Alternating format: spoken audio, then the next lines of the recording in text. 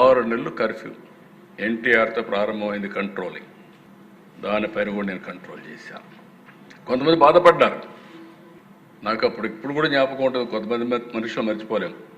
గబ్బర్ సింగ్ అని ఒక అతను ఉండేవాడు, కేఎస్ఎన్ మూర్తి.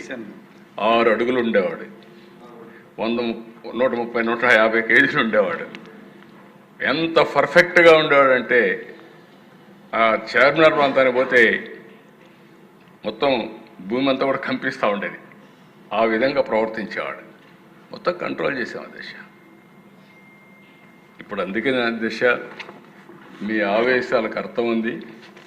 పరిటాల రవీంద్ర ఆ రోజుట్లో ఆఫీసులో చంపేశారు. ఇవన్నీ కొన్ని చాలా జరిగాయి. అయితే నేను ఒకటే మీ అందరిని కోరేది, వాళ్ళు చేసిన పని మనం చేయగలిగితే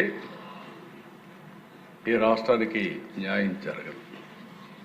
కానీ ఒక విషయం గుర్తుపెట్టుకోవాలి, మీరు తప్పు చేసి నేను తప్పించుకుంటానంటే మాత్రం ఈ ప్రభుత్వంలో ఎట్టి పరిస్థితుల్లో కుదరదు.